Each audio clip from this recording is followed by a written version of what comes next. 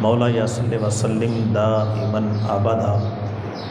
علی حبیبک خیر الخلق کلہم۔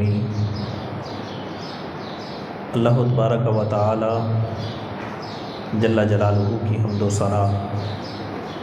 حضور پرنور شافع یوم النشور صلی اللہ علیہ وسلم کی بارگاہ مقدسہ میں درود و سلام کا ہدیہ عرض کرنے کے بعد نہایت ہی واجب الاحترام سامعین و ناظرین کرام، رب ذوالجلال کے فضل اور توفیق سے آج ہم تمامی احباب کو ماہ رمضان المبارک کے عشرہ رحمت کی تیسری سحری کھانے کے بعد اس عظیم الشان درس قرآن کے پروگرام میں مل کر بیٹھنے کی توفیق مل رہی ہے۔ دعا ہے کہ اللہ رب العزت ہم سب کی حاضری اپنی بارگاہ میں قبول فرمائے۔ آج کے ہمارے درس قرآن کا عنوان ہے محبت رسول علیہ السلام۔ نماز فجر کے بعد درس قرآن کا یہ پروگرام، اس طرح کہ کل ہم نے اناؤنس کیا تھا کہ نماز فجر سے قبل درس قرآن ہوگا، اذان فجر کے بعد کافی سارے دوست احباب کا اس بات پر پھر اصرار تھا کہ درس قرآن نماز کے بعد ہی رکھا جائے اور نماز فجر جو ہے وہ تھوڑی سی اور جو ہے وہ پیچھے کی طرف سحری کے قریب لے آئیں، تاکہ جو درس قرآن کا ایک مستقل شیڈول ہے فجر کی نماز کے بعد وہ ہو جائے اور دوسرا اطمینان کے ساتھ بیٹھ کر ہم اس کو سماعت کر سکیں۔ نماز فجر کے بعد درس قرآن کے پروگرام میں بیٹھ جانا، یہ ایک تو ہے کہ انسان کے لیے اس میں کوئی دنیاوی فائدہ ہو۔ دنیاوی فوائد عمومی طور پر انسان کو سامنے نظر آتے ہیں، لیکن جو دینی فوائد ہیں، دینی معاملات پر جو ثمرات ہیں، ان کو اللہ تعالیٰ نے مخفی رکھا ہوا ہے۔ بہت سارے معاملات ہیں دینی جن کا اجر، جن کا ثمر جو ہے وہ مخفی ہے۔ نبی اکرم صلی اللہ علیہ وسلم ایک دن مسجد نبوی شریف میں تشریف لائے تو آپ نے صحابہ اکرام علیہم رضوان کو مختلف جماعتوں کی مختلف گروہوں میں پایا۔ ایک گروہ جو ہے وہ نماز پڑھ رہا ہے اور ایک گروہ جو ہے وہ ذکر و اذکار میں مشغول ہے۔ ایک گروہ کو دیکھا کہ جو حلقہ بندی کر کے بیٹھے ہوئے ہیں اور آپس میں دینی علوم پر گفتگو کر رہے ہیں۔ نبی کریم صلی اللہ علیہ وسلم جب آپ تشریف لائے تو آپ ان کے بیچ میں آ کر تشریف فرما ہو گئے اور آپ ان میں بیٹھ کر ارشاد فرمانے لگے کہ انما بعثت معلما، کہ میں جو دنیا میں بھیجا گیا ہوں تو میں معلم بنا کر بھیجا گیا ہوں۔ یعنی اس سے نبی پاک صلی اللہ علیہ وسلم نے جو تعلیم و تعلم کا سلسلہ تھا اس کو اجاگر کیا۔ فرمایا کہ یہ پڑھنا اور پڑھانا یہ جو عمل ہے میری امت کے لیے، اس میں میری امت کی بہت بڑی بھلائی ہے اور اس میں میری امت کے لیے بہت بڑا اجر ہے۔ حضور سید عالم صلی اللہ علیہ وسلم کی ایک روایت کا مفہوم ہے جس میں آپ نے یہ ارشاد فرمایا کہ ایک شخص وہ ساری رات نفل نماز پڑھتا ہے، ساری رات عشاء کی نماز پڑھی، اس کے بعد پھر ساری رات اس کی نفل نماز پڑھنے میں بیت گئی، یہاں تک کہ فجر کی نماز بھی اس نے جماعت کے ساتھ پڑھ لی۔ ایک طرف ایک بندے کا یہ عمل ہے اور دوسری طرف ایک بندہ ہے کہ جس کا عمل یہ ہے کہ عشاء کی نماز اس نے جماعت کے ساتھ پڑھی، اس کے بعد وہ محو آرام ہو گیا، وہ سو گیا، پھر اٹھ کر فجر کی نماز جماعت کے ساتھ پڑھی اور اس کے بعد پھر اس نے کیا کیا کہ علمی حلقے میں بیٹھ گیا، قرآن پاک پڑھ لیا، اس کو تھوڑا سا سیکھ لیا، سمجھ لیا۔ تو ایک طرف اس بندے کا یہ عمل ہے، تو نبی علیہ السلام فرمانے لگے کہ دونوں کے بیچ میں جب تقابل کیا تو آپ فرماتے ہیں کہ یہ جو فجر کی نماز کے بعد قرآن پاک سمجھنے سمجھانے والا ہے، اس بندے کو اللہ رب العزت اس ساری رات نفل پڑھنے والے بندے سے زیادہ فضیلت عطا فرماتا ہے۔ اس کی وجہ کیا ہے کہ وجہ یہ ہے کہ جس نے نفل نماز پڑھی، نفلی عبادت کی، اس نے اپنی ذات تک کے لیے محدود رکھا اس کو۔ لیکن یہ جو سلسلہ ہے کہ ایک حدیث جب میں پڑھ رہا ہوں، آپ اس کو سن رہے ہیں، آگے ہو سکتا ہے کہ کتنے لوگوں تک یہ حدیث پھیلے گی، کتنے لوگ اس سے فائدہ حاصل کریں گے۔ اس بنیاد پر اس مجلس کی جو فضیلت ہے وہ ایک نفلی عبادت سے کئی ہزار درجے زیادہ فضیلت رکھنے والی ہے۔ تو نبی اکرم صلی اللہ علیہ وسلم کی محبت کا ہی یہ ثمر ہے کہ اللہ رب العزت نے ہمیں اس چیز کی توفیق عطا فرمائی۔ حضور سید عالم صلی اللہ علیہ وسلم کے ساتھ جس وقت انسان محبت اختیار کرتا ہے اور پھر اس محبت میں انسان کتنا آگے جانا چاہیے اور اس محبت میں انسان کو کتنا آگے بڑھنا چاہیے، اس پر نبی کریم صلی اللہ علیہ وسلم کی احادیث بھی ہیں اور قرآن مجید فرقان حمید کی آیات بھی ہیں۔ قرآن پاک میں اللہ رب العزت نے ایک مقام پر ارشاد فرمایا، قل ان کنتم تحبون اللہ فاتبعونی یحببکم اللہ، کہ پیارے حبیب آپ ان لوگوں سے ارشاد فرما دیں کہ اگر تم اللہ سے محبت کرنا چاہتے ہو، یعنی اللہ رب العزت خود فرما رہا ہے کہ پیارے حبیب آپ فرما دیں ان لوگوں سے کہ اگر تم اللہ سے محبت کرنا چاہتے ہو تو پھر محبت خداوند قدوس کے لیے تمہیں عمل کون سا اختیار کرنا پڑے گا؟ فرمایا کہ عمل یہ ہے کہ فاتبعونی، آؤ نبی کریم صلی اللہ علیہ وسلم کی اتباع کر لو، پیارے حبیب صلی اللہ علیہ وسلم کی اتباع کر لو۔ تو اب اس میں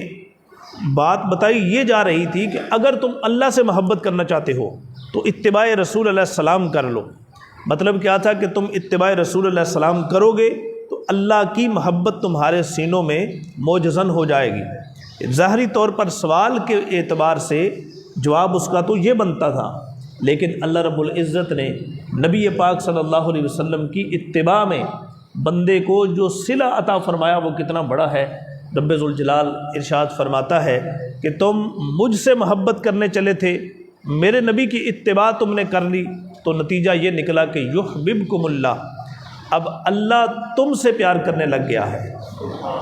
یعنی کہاں یہ کہ ہم اللہ سے محبت کرتے، آگے سے ہمیں رسپانس جو ہے وہ محبت کا ادھر سے نہ ملتا تو یہ ہماری طرف سے محبت ہو جاتی،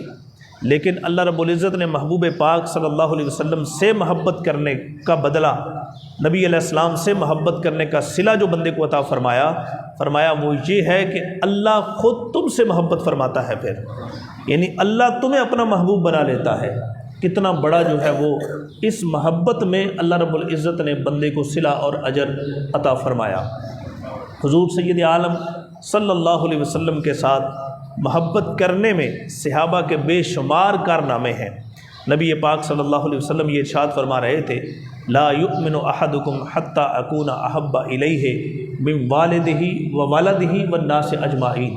کہ تم میں سے کوئی بندہ اس وقت تک کامل مومن نہیں ہو سکتا جب تک کہ وہ اپنے مال جان اولاد سے بڑھ کر مجھ سے پیار نہیں کر لیتا۔ یہ بات نبی علیہ السلام ارشاد فرما رہے تھے تو حضرت سیدنا عمر فاروق رضی اللہ تعالی عنہ آپ عرض کرنے لگے، چونکہ آپ کا مزاج ایسا تھا کہ آپ سوال کر لیا کرتے تھے، آپ عرض کرنے لگے، یا رسول اللہ صلی اللہ علیہ وسلم میں آپ سے والہانہ محبت کرتا ہوں، بڑی محبت کرتا ہوں، لیکن میری جو وہ والہانہ محبت ہے اس میں صرف ایک چیز کی کمی ہے، وہ یہ ہے کہ مجھے اپنی جان جو ہے یہ پیاری ہے، یعنی اپنی جان جو میری ہے یہ مجھے آپ کی محبت میں مجھے اپنی جان پیاری ہے۔ تو نبی اکرم صلی اللہ علیہ وسلم فرمانے لگے کہ ہے عمر، ابھی تمہاری محبت مکمل نہیں ہوئی، یعنی جب تمہیں اپنی جان اپنے لیے تمہیں پیاری ہے میری محبت سے ہٹ کر، تو یہ تمہاری محبت میرے ساتھ مکمل ابھی نہیں ہوئی۔ تو حضرت عمر فاروق رضی اللہ تعالی عنہ فوراً عرض گزار ہوئے کہ یا رسول اللہ صلی اللہ علیہ وسلم، ابھی ہی اسی وقت میں یہ اعلان کرتا ہوں کہ آج کے بعد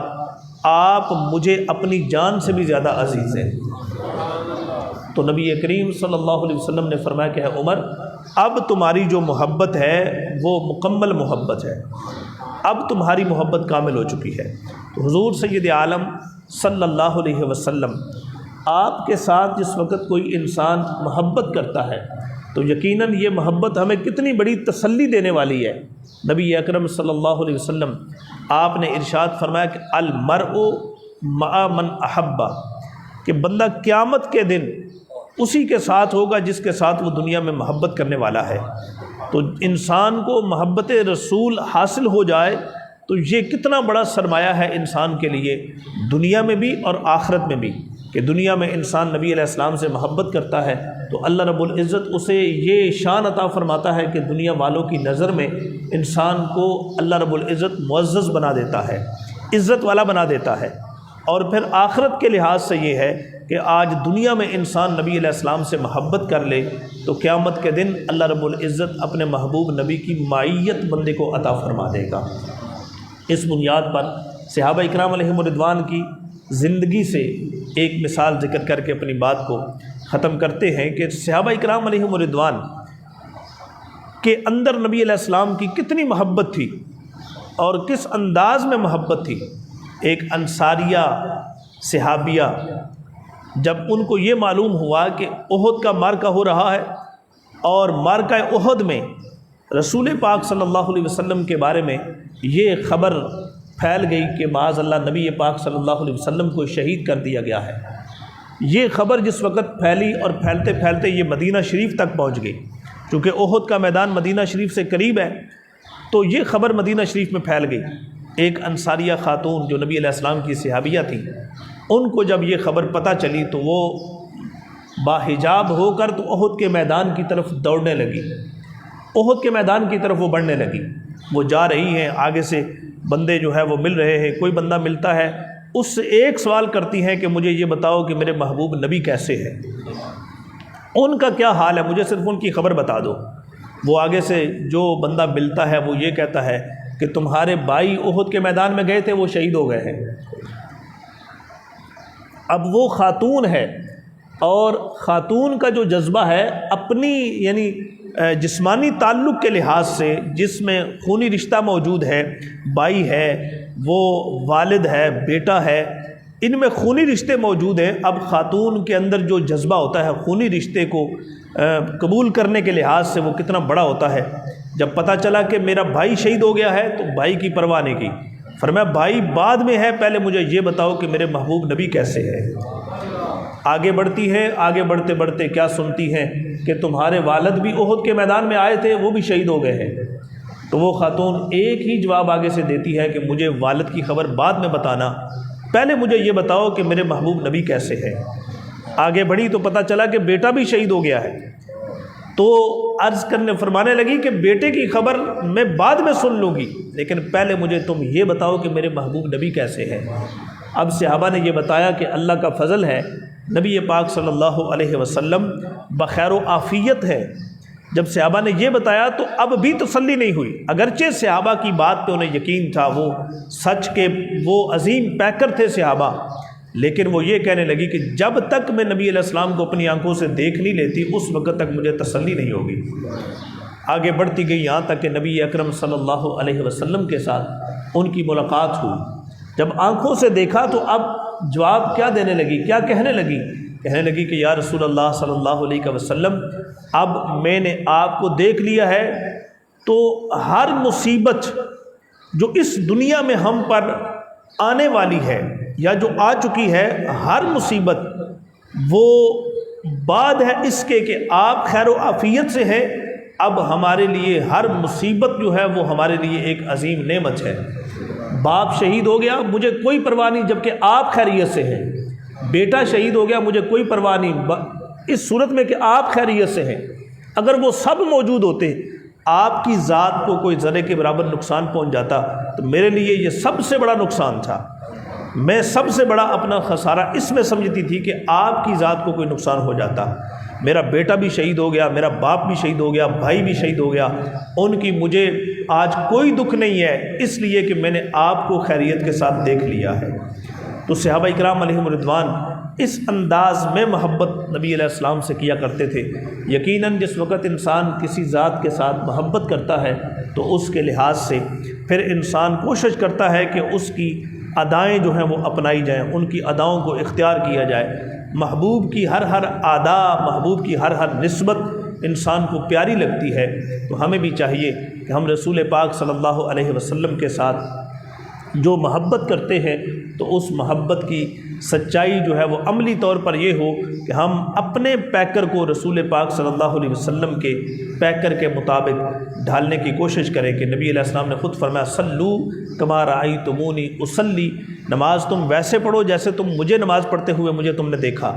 یعنی نبی علیہ السلام نے اپنا جو وجود ہے اس کو سامنے رکھا اور فرمایا کہ جس طرح مجھے تم نے نماز پڑھتے ہوئے دیکھا ویسے تم نماز پڑھ لو۔ تو مطلب یہ تھا کہ ہر عمل تم ویسے کرتے چلے جاؤ جس طرح کہ تم نے مجھے عمل کرتے ہوئے پایا ہے، تو اس میں انسان کے لیے پھر کامیابی ہی کامیابی ہے۔ اللہ رب العزت ہم سب کو نبی کریم صلی اللہ علیہ وسلم کے ساتھ صحیح معنوں میں محبت کرنے کی اور عملی طور پر اس پر ثبوت پیش کرنے کی توفیق عطا فرمائے۔ وآخر دعوانا ان الحمد للہ رب العالمین۔